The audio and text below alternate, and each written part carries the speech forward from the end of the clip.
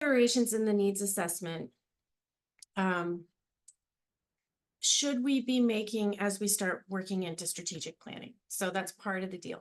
And then in the end of our time together, which I know is going to go really quick, our hope is that we can also have a conversation about that parent voice piece.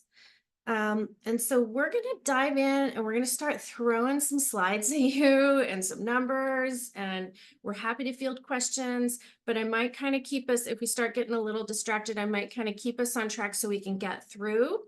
And then we want to create some space as you're listening to our presentation. This is really important.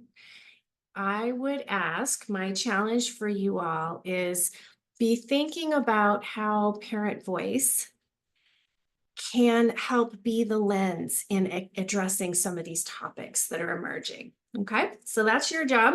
And we're going to just start going for it. Small enough group, ask questions if you like. If we get a little stuck, I might move us along. And that's the game plan for today. So what's next? So this should look pretty familiar to everyone. This is our project timeline when we talk about the needs assessment and the strategic planning projects. There are actually two contracts. We just happen to have both of them right now, which we think is super amazing, but also want to make sure that it's clear that there are two different processes. And so, as I said, the needs assessment, which is your top line of the screen that you're looking at here, we're in phase 3. And so phase 3 was initially a little bit shorter. We actually have extended phase 3 into June. And then strategic planning is currently in the organization phase. And we're starting to incorporate the needs assessment findings into the design of that process. And so this meeting is such great timing because we can kind of bounce some things off of you guys. I do want to throw out a little disclaimer that you all are getting a sneak peek on some data that's not been made public yet and is still being reviewed, and we're finding little bugs here and there. So what we present you today may look a little bit different after we work through that process. It's very much in the draft form. However, we don't anticipate any major changes in the overall issues, right?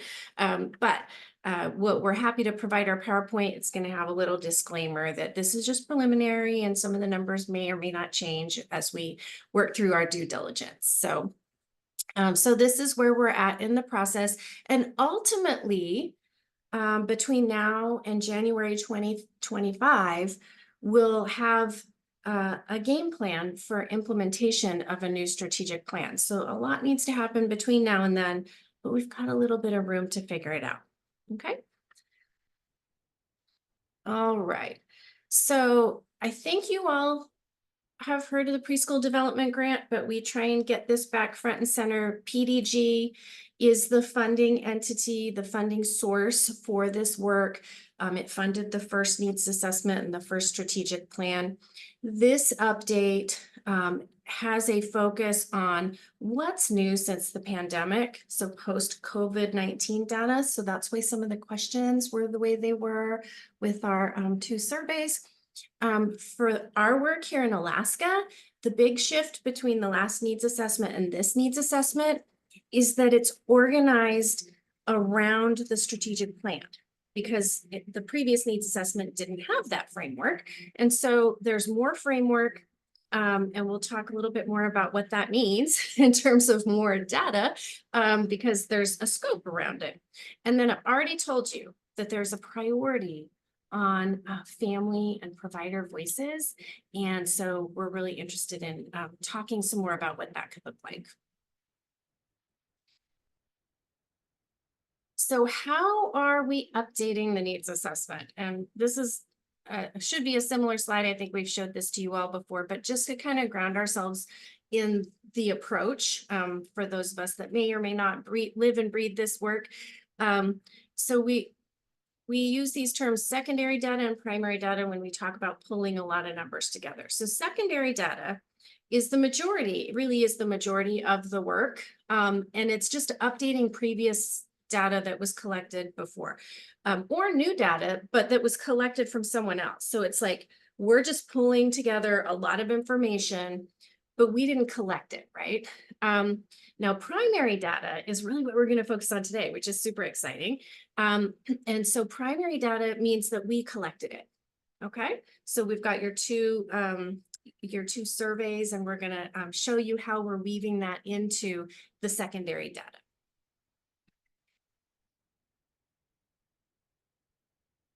All right, and so I think someone on my team, if anyone isn't familiar with the Early Childhood Alaska website, someone on my team is going to plug the link into the chat at some point.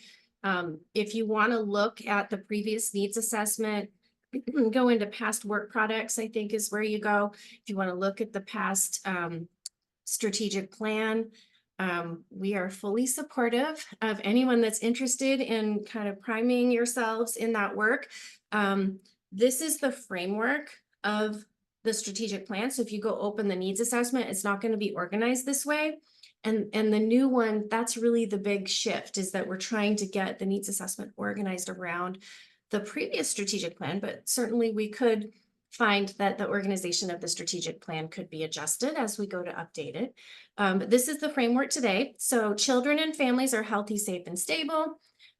They have quality early learning experiences, and there's system infrastructure to support all of that.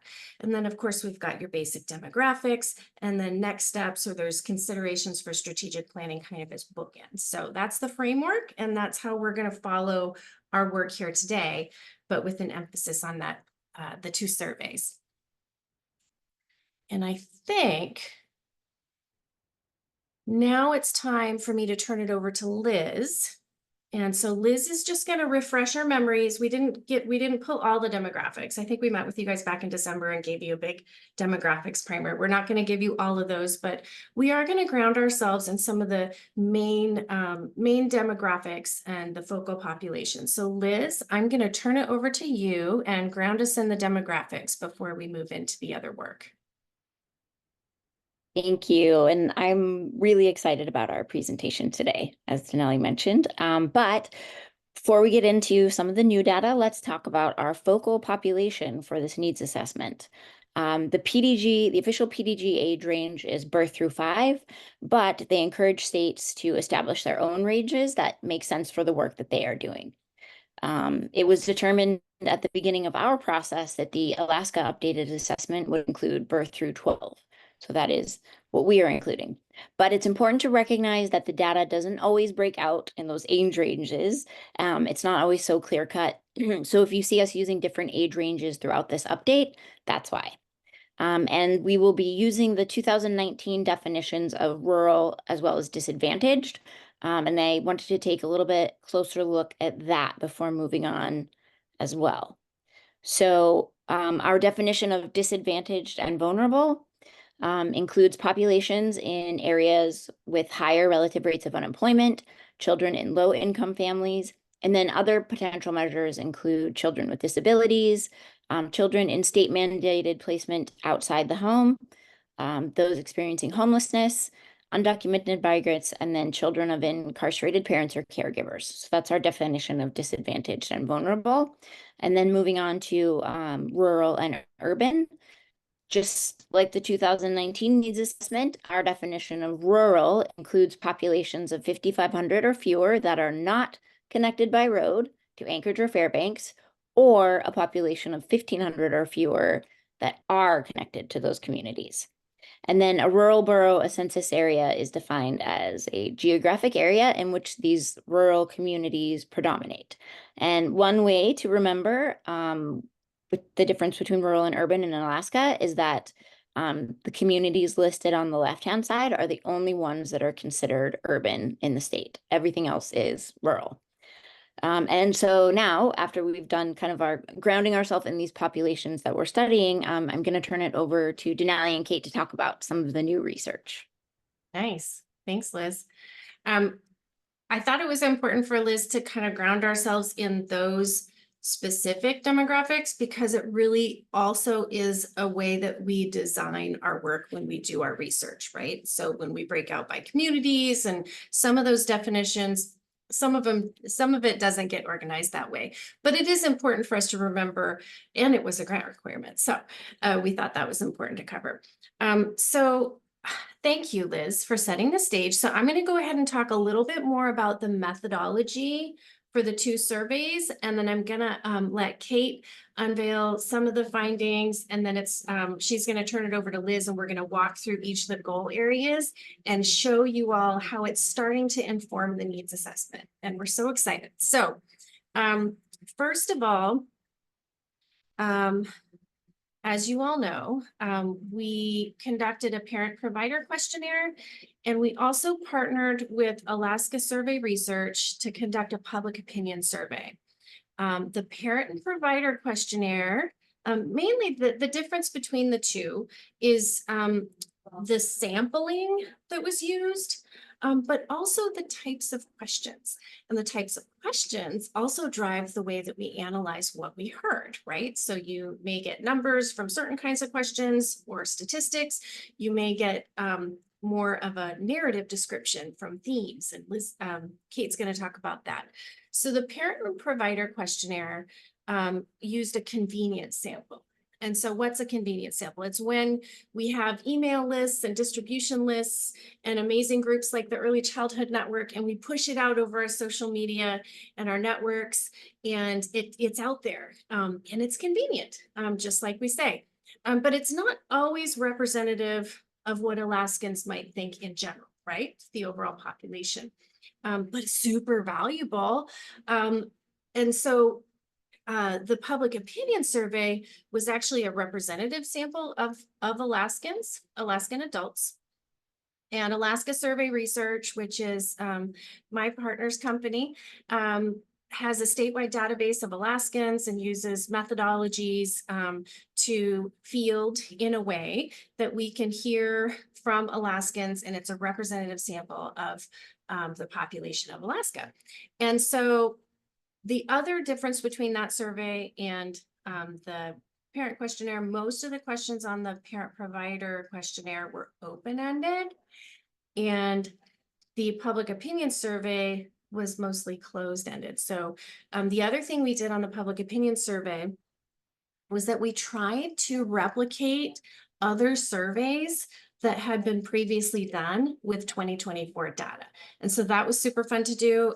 It was secondary research then, but now all of a sudden we've got new information by using the same, in general, methodology. It took a little bit of doing, but we tried to do that so that we could have some fresh, hot off the press information. So I'm going to turn it over to Kate, and Kate's going to talk more about what type of responses we got, where we got them from, and then we're going to transition into what we heard. So Kate, are you ready? I am. Can you hear me okay? Yep, you're doing great. Awesome.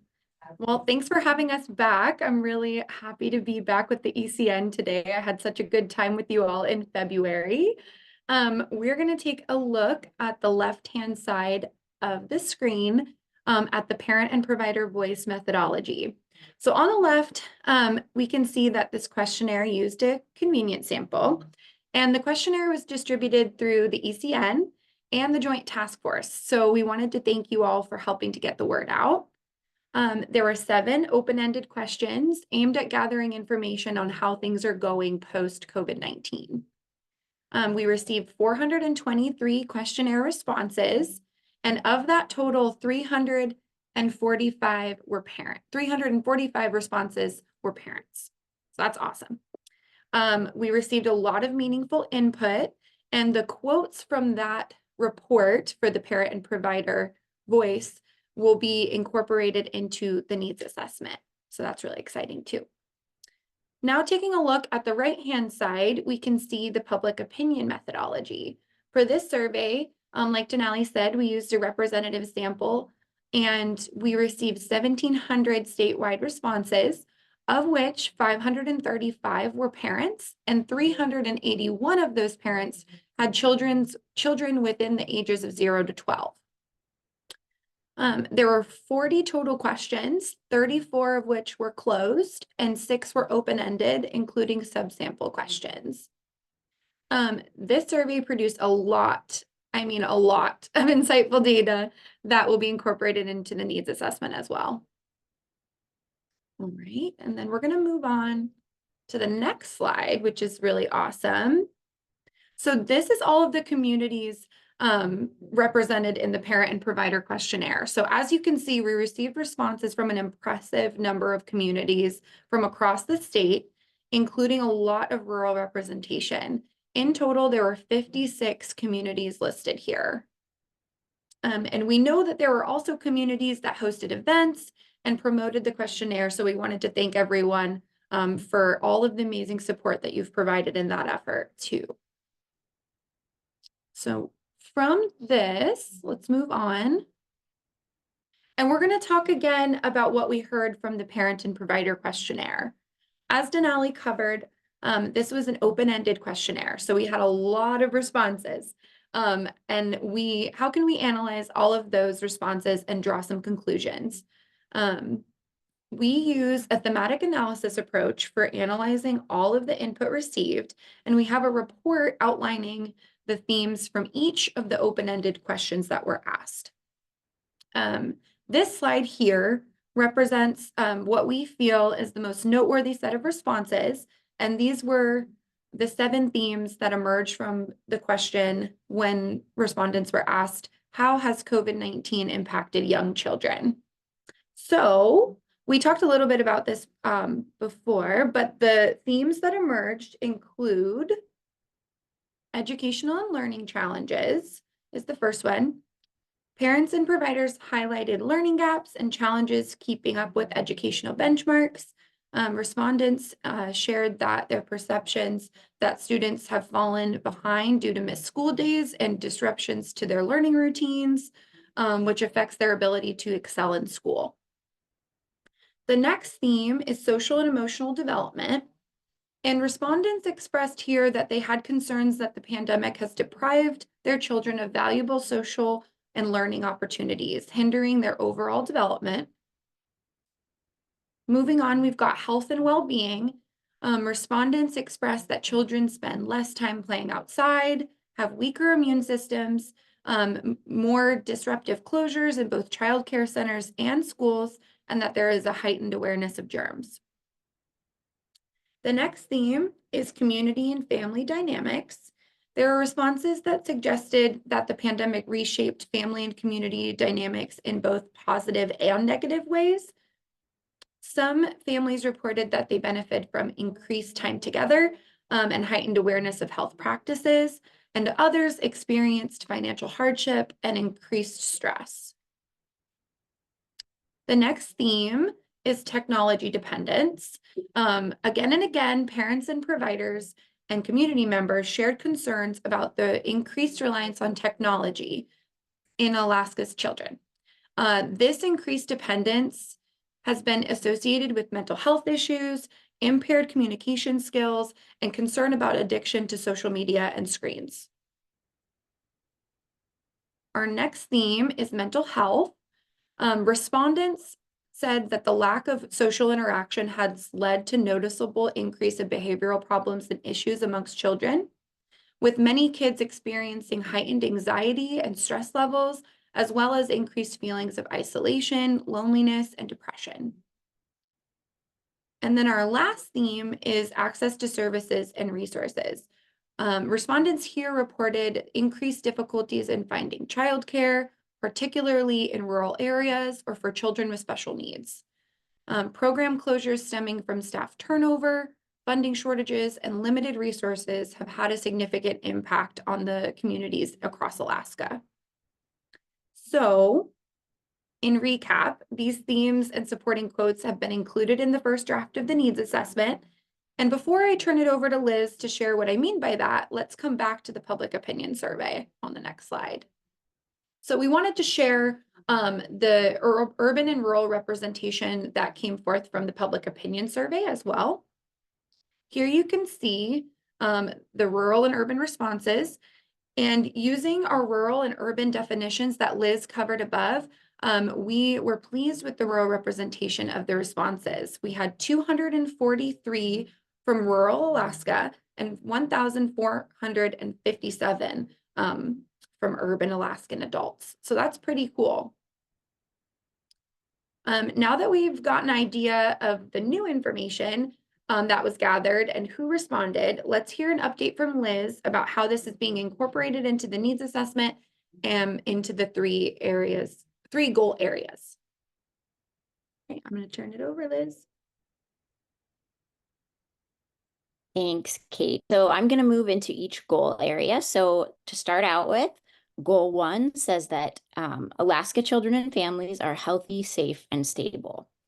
And the focus areas of goal 1 are the post-COVID-19 well-being of children and families, levels of toxic stress and ACEs or adverse childhood experiences, poverty, unemployment, and homelessness, child abuse and neglect, out-of-home placement, and food insecurity, and then some protective factors.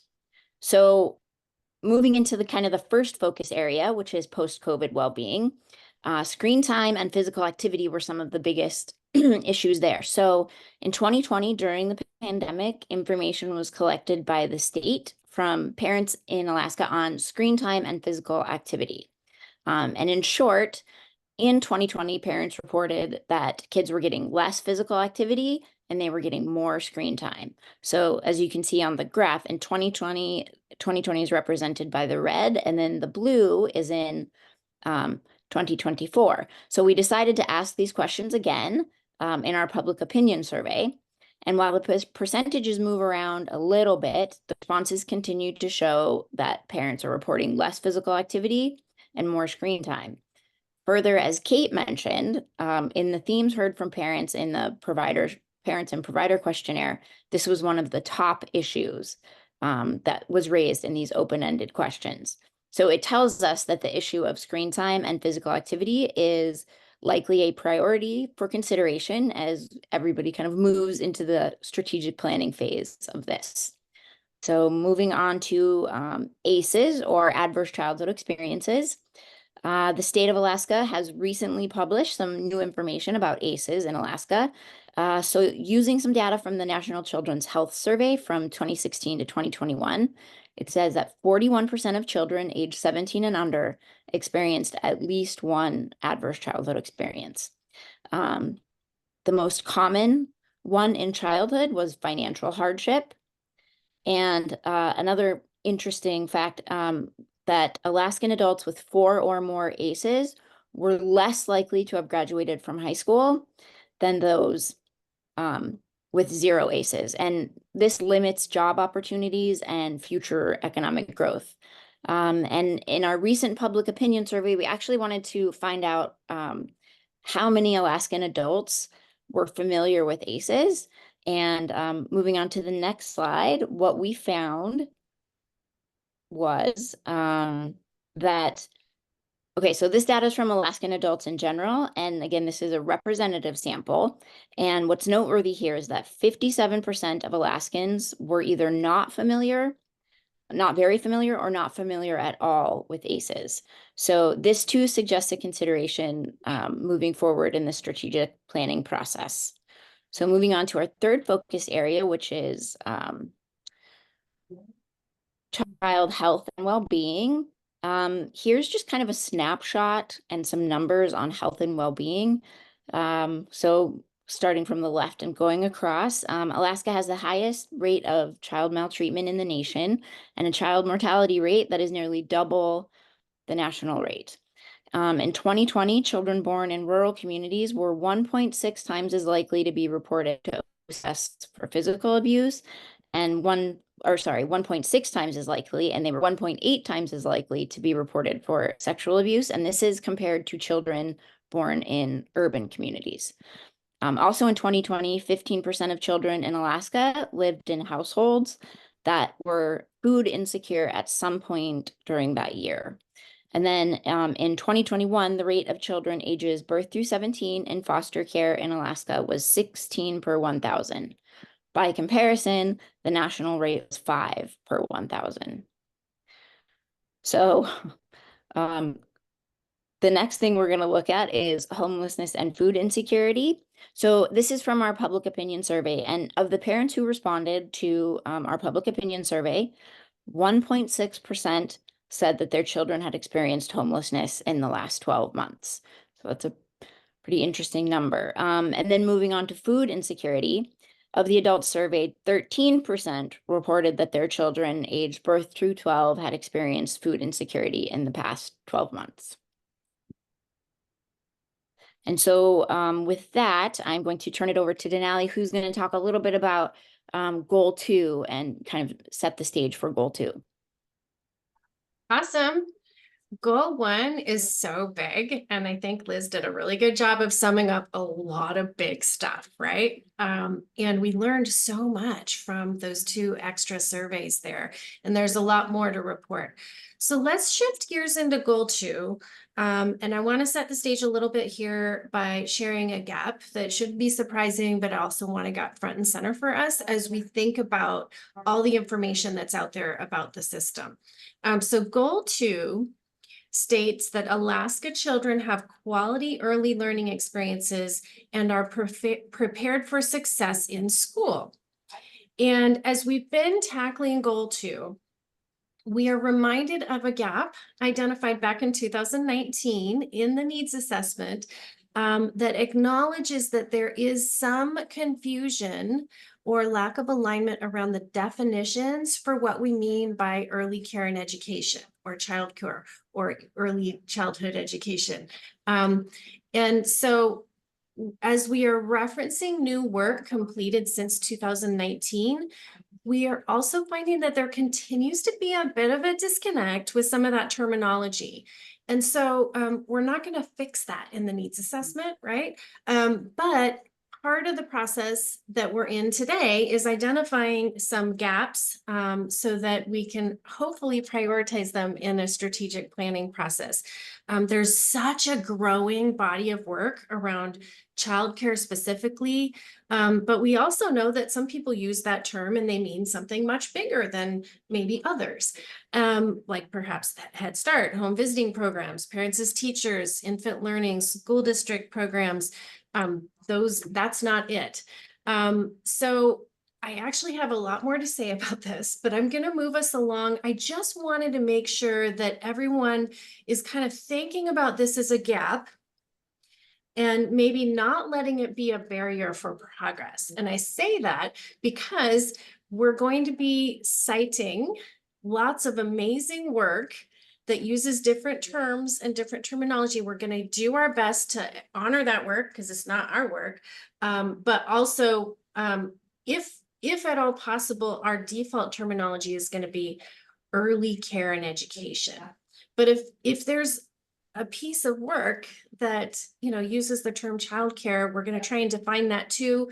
But that's part of our job, and as part of your job is important stakeholders to kind of just remember we've got this disconnect. Yep, we know that's a thing, and we're going to try and work on that. But how do we not let it get in the way and still learn from what we have in front of us? So that was kind of long-winded, but super important. The value of us coming together perhaps and identifying a uniform use and understanding of our terms in the early childhood system is something that you'll see that written in the gaps for consideration and strategic planning section. But I bring it up here because it happens a lot in this section. So with that foundation, Liz, I'm going to turn it back to you, and you're going to hear Liz use couples of different terms, and just know that we know that there's different definitions. We're going to try and learn what we can from that, but also recognize that we need to work on that terminology piece. So Liz, what do we have in goal 2? Thanks, Denali. Well, goal 2 is a lot about accessibility. So let's start with childcare deserts. So a childcare desert is defined as a place where there's more than 50 children who are younger than 5, and there are either no providers or children outnumber the providers 3 to 1. And this is important because in 2018, researchers found that 61% of Alaskans lived in a childcare desert. And these rates were similar for both low income and high income Alaska families. So that was pretty interesting. And then moving on to the unmet need for care. This really shouldn't be a surprise for this group, but there is a high unmet need for care in Alaska. So out of the nearly 56,000 children under the age of 6 in Alaska, about 22,000 of those children under the age of 6 are in need of some type of care or education. So this means that there are 39% of children statewide that have an unmet need for early care and education services. And when we say ECE here, this includes licensed ECE centers, public pre-K, Head Start, and early Head Start, as well as military ECE services. So back to Kate. Kate's going to talk a little bit about some of the new data we've collected regarding accessibility. Awesome. Thanks, Liz. So here we have some data points from the public opinion survey. We can see on the graph what parents of children ages 0 to 12 are reporting their difficulty levels are with accessing childcare. And that's in gray, as well as what people surveyed who do not have children ages 0 to 12 are saying, and that's in red. As you can see, looking at the graph, moderate difficulty had the highest percentages, followed by high difficulty, and then no difficulty, and then slight difficulty, as far as what parents had to say. What's interesting here is that the parents or non-parents of children ages 0 to 12 actually responded with greater strength about their perceptions of difficulty accessing early care and education. Also, we have on the left a quote from a parent in Moose Pass who responded to the parent and provider questionnaire with their thoughts on the accessibility of childcare. Our next slide is about working families. Again, this is, we've got on the left the 2022 U.S. Chamber report showing that 39% of parents leaving employment noted that childcare issues were the reason.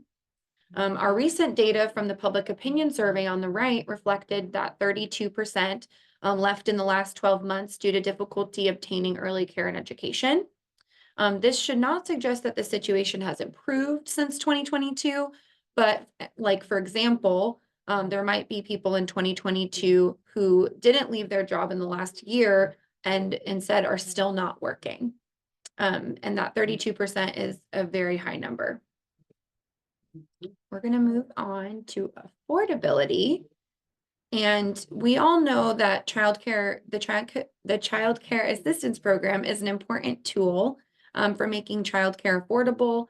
And the childcare program office is looking for ways to be sure that people know about it. In the public opinion survey, we asked about whether Alaskans were aware of the program, and you can see that on the right. Nearly half answered yes, but 43% still answered no, meaning that there could be some opportunities for getting the word out. Again, this question on the right that the graph came from was asked of everyone and not just parents. And then on the left, we've got a quote from a Fairbanks parent about affordability. So now I'm going to hand it back to Liz and we're going to move on to goal 3. Thanks, Kate. So goal 3 says that Alaska children and families are supported by a functional, comprehensive, mixed delivery early childhood system. And so the focus areas of goal 3 include funding, workforce, and then elevating the early childhood system. So I'm going to cover the workforce portion, and then I'll turn it over to Denali, who's going to facilitate a little workshop on elevating the early childhood system. So next slide, talking about the decline in the early childhood and education workforce. As we can see, low wages are the highest predictor of workforce turnover in Alaska. And ECE workers are among the lowest paid workers in the state, which leads to a statewide average of 49% staff turnover rate at childcare education centers and programs.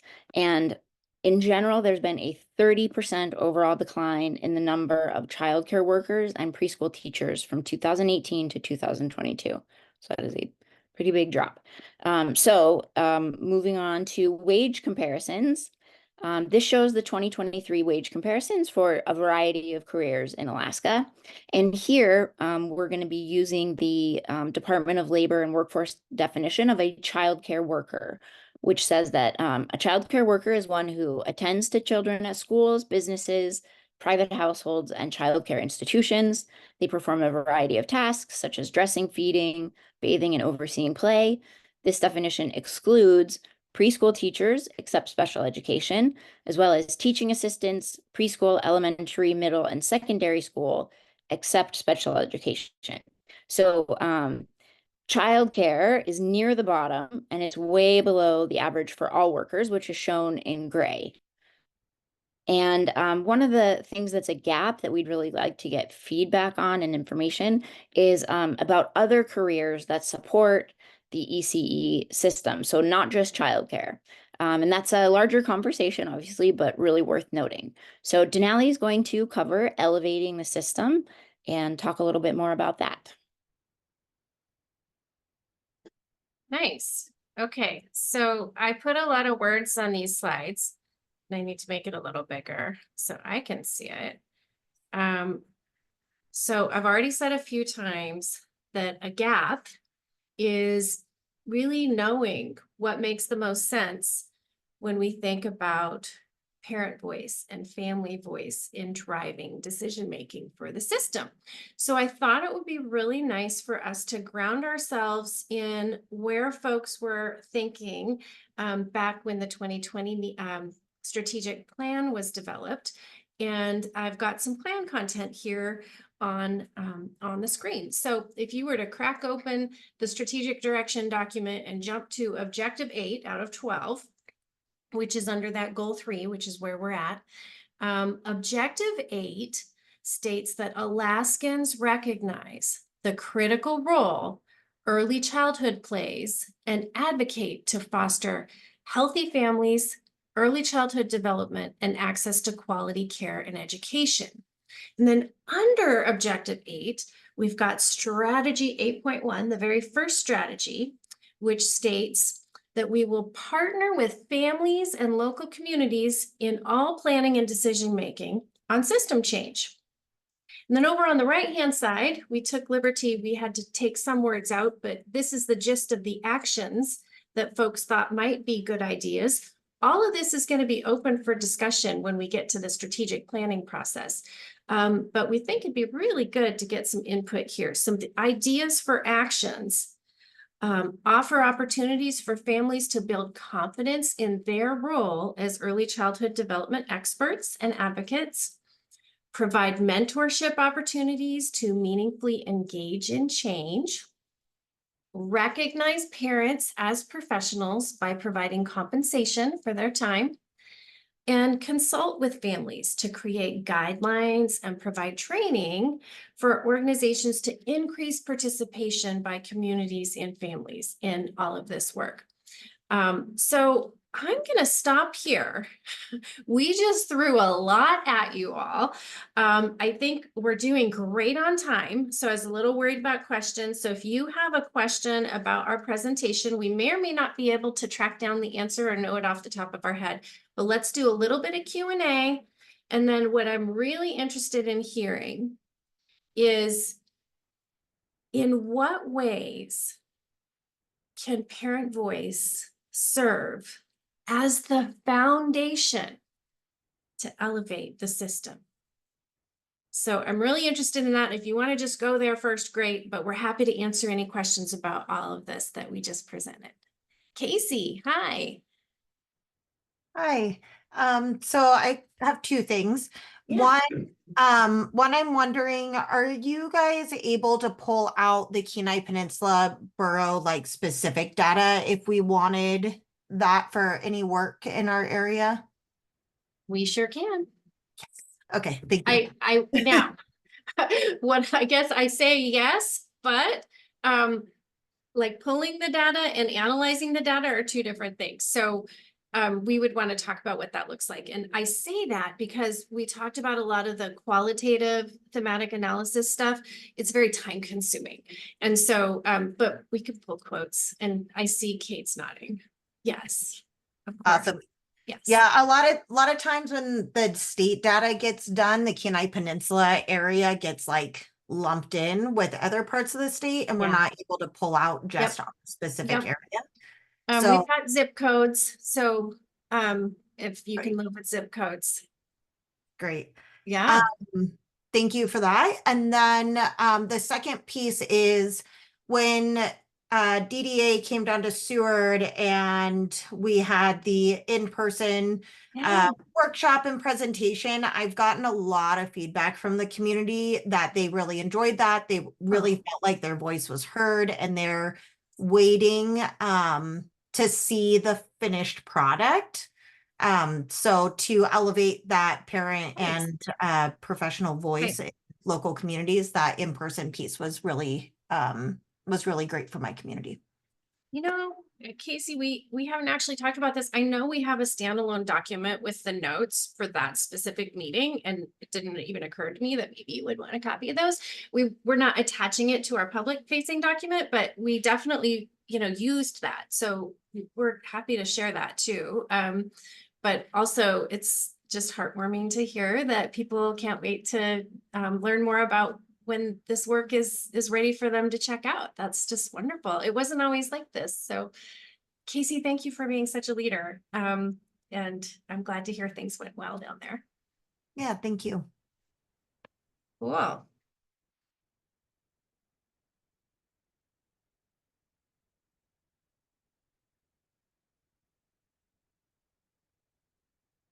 So what are some ways that parent voice can serve as a foundation to elevate the system in some of the work that you all are doing?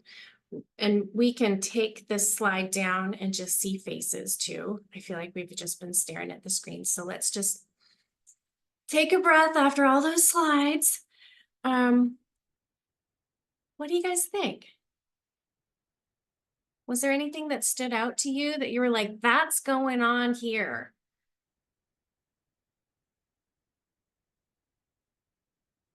All of it. Is that right? The screen time, yeah, for my 4-year-old, I noticed that he's Uh-huh. had a lot more screen time than my kids that didn't experience the pandemic at that age. Mm-hmm.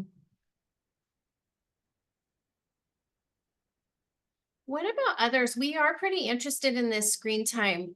This is it came up in everything, in every place. So it's, to us, it feels very noteworthy that it's on minds. But I'm not sure what we do about it. I think that's part of the question. Are there any efforts or initiatives underway that folks are aware of to kind of start to tackle that issue? I don't think we're aware of any.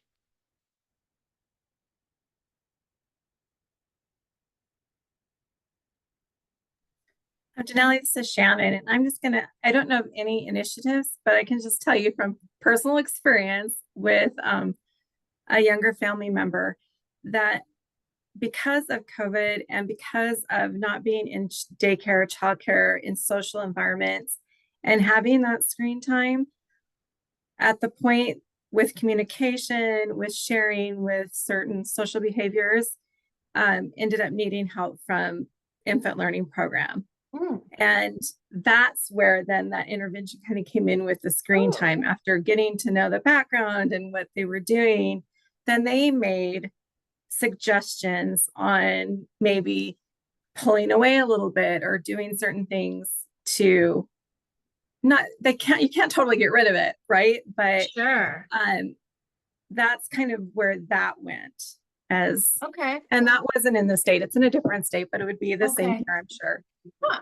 So what I'm hearing, Shannon, is maybe there's some resources like that we could be aware of that would be helpful. Yes, and it looks like Rand just put something in the Ooh. chat. What Yeah, is I was just that? I was just gonna share just in my own community of moms and families. There is this national or global initiative. It's called 10,000 Hours Outside, and it's a resource that has activities and ideas of things to do outside. So if you don't know what to do with your kids outside to get them away from the screen time, it gives some just ideas and like resources of things to do, to use.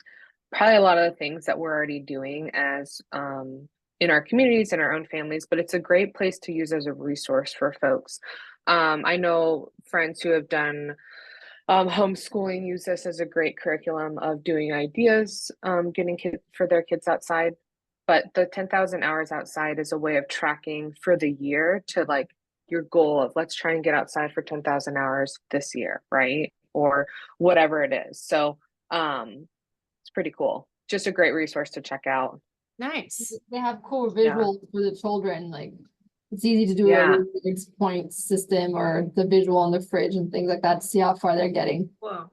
Yeah. Okay, great. You've seen it too, Eileen. That's Nice. really cool. One of my friends is really big into it, and I went on their Instagram and follow them, and it's really encouraging, even just as a mom, when I'm on my own screen time, to be like, time to go outside. Yeah. Let's use this. There's that too, right?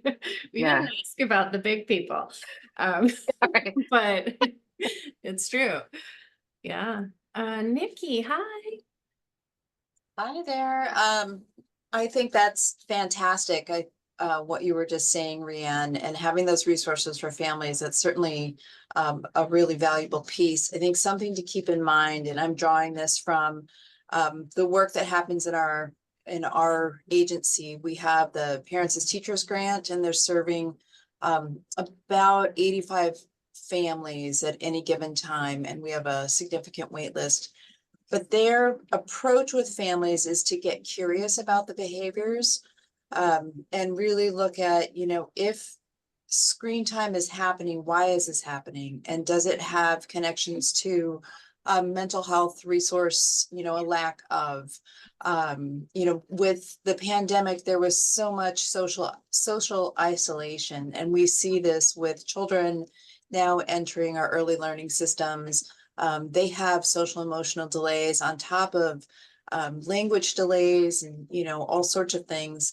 So that screen time can be, a lifeline sometimes for families that they're clinging to, and then to have to, feel judged, because I think there's that guilt and that shame around it. But oh my gosh, sometimes that is the only tool I have in my toolbox. So just keeping those things in mind when we're asking parent voices is to really be neutral and curious about the actions that they're taking. Nikki, I love how you put that. That was lovely. Thank you. And you're in Southeast, yeah? Okay. Great. Thank you, Nikki. Yeah, we're in Juneau. Thank you. Aileen, hi. Copper River. Hi. I don't, for some reason I'm struggling to answer the question, but I have two things that come to mind when we try to get parents involved here. One is through the ECN. We're very much aware of all the surveys and needs assessments that are coming through. And so doing everything we can to get our parents to take part in that, to not only because we want their input, but also so that they can feel like they're really agents of change. And then as I was listening to the others right now about, technology and everything, it really boils down, I think, to parent education. So all those parent education groups that take so many different forms and shapes depending on the areas and the needs and the possibilities, I think is a big point. Just educating. We try to use everything we can in our child development center, every excuse, like the newsletter with the pictures, just always put something informative or educational for parents in it. Informational meetings always have an educational component, things like that. And I forgot the other thing I was going to say. Oh, yes, is thank you for this presentation. It's not only enlightening, but I think it would enlighten a lot of other people. I wonder if all these results and information that you gathered is available for us to use, not as is, but, some of the data we could, put into some of our conversations with parents or, even, funders. With that. That's awesome, Amy. We hope everyone wants to use it. And, remember when I talked about a lot of it, like, yes, we gathered a lot of new information, but the majority of this is already information that was out there that was just organized in our framework, right? So when our document is completed, like you own it. It's for everyone. We all own it. And so it's a statewide plan for Alaska. But if there are ways that we can make the information more accessible for what you're talking about, gosh, we'd love to hear what that might look like. It's going to be, right now, the needs assessment document is close to 100 pages, and we'll work on a document that's less, but even then we're cutting out some of really nice data that we don't want to. I mean, we really had to work hard to narrow it down to what we shared with you all today. So we're all ears if there are pieces of information that you think would be really helpful as tools for you all to communicate. So let us know. Absolutely. That's lovely. Hi, Abby. I got to see Abby in the flesh last week. It's good to see you again so soon. Yeah, good to see you too. Thanks for coming down for that and doing such a great job. I would just say the thing that came up to me is yes, I think parent voice is so needed and important. However, saying that, I think there are lots of different parent advisory type groups budding. And so it would be really cool, I think, to compile a list of like who's already launching these.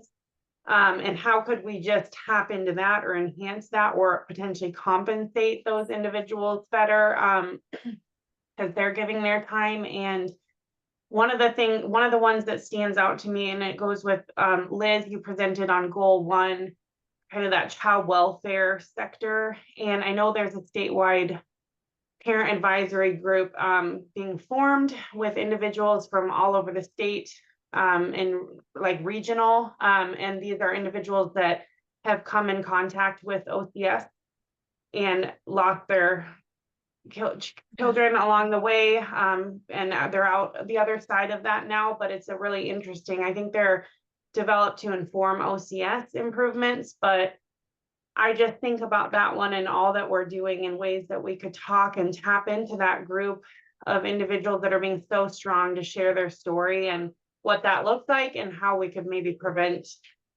system involvement down the road. So just wanted to throw that out there. Do you know the name of that group, Abby? So it's Lindsay Folsey Culverhouse is leading it. Do you know her? She's a consultant. She's got a contract with OCS. I could get info. I think I actually have a flyer I could send to you, Denali, for it. But come across it. I bet we could dig it up though too. If OCS is actually hiring someone to do this, that's pretty cool. Yeah, it's a contract through OCS, I think, like prevention work. And she has quite a group established at this point, so it might be one to tap into. Cool. I'll send that over. Awesome. This is great. Who haven't we heard from? I want to hear from everyone if possible. But I don't want to call on names here. Just so you know, Ram put DDA's email contact in the chat. Thanks. And now if there's a different one, I just put your email specifically, but if you guys have like an fine. info box, that's fine. Okay, perfect. That one comes to me anyway. Excellent. Awesome. Thank you, Rian. Happy to take any requests and kind of let you know where we're at today. I'm just looking at the clock. We have a few minutes if y'all have any other questions. I don't want to make you stay if you're, I can talk a little bit about next steps, but we've got the space here and I've loved everything that I've heard so far. I've taken 4 pages of notes, even though we were talking most of the time. Want me to talk about next steps? Yes, go for it. Thanks, Just I'm giving the nodding. claps. So, all right, well, we had a slide on this, but it's okay. So,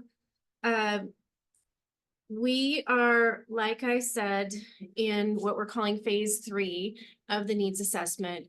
We've been having some discussions about the interest in really taking our time.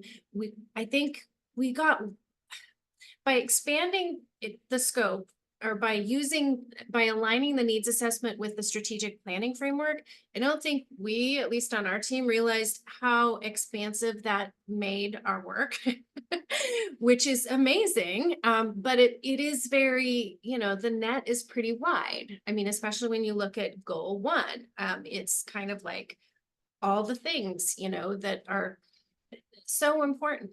And yet it got real big. So we're taking our time in phase 3 to really make sure that we're being strategic about not only getting it right. We also got so much data, and thank you all for that. I think we would have been happy with, like 150 responses to the parent provider questionnaire, and we got, over 400, which is amazing, but you ought to see that spreadsheet. So we're taking a minute just to make sure we got it right. And we'll be getting some feedback and circulating the document for feedback between now and June. The other thing is we were going to ramp up a little bit more quicker on the strategic planning process, but we're really concerned about doing that in the middle of summer. So our timeline for the official kickoff, we're going to be doing some of that initial organization work. We're going to be thinking about the question that we just asked you all today. So like, what do we mean? Like, what does this tell us? How is this needs assessment informing the strategic? What are the questions we need to ask ourselves? What do we need to consider? What did we learn in moving forward with the strategic plan? So we're looking at a late summer kickoff for strategic planning.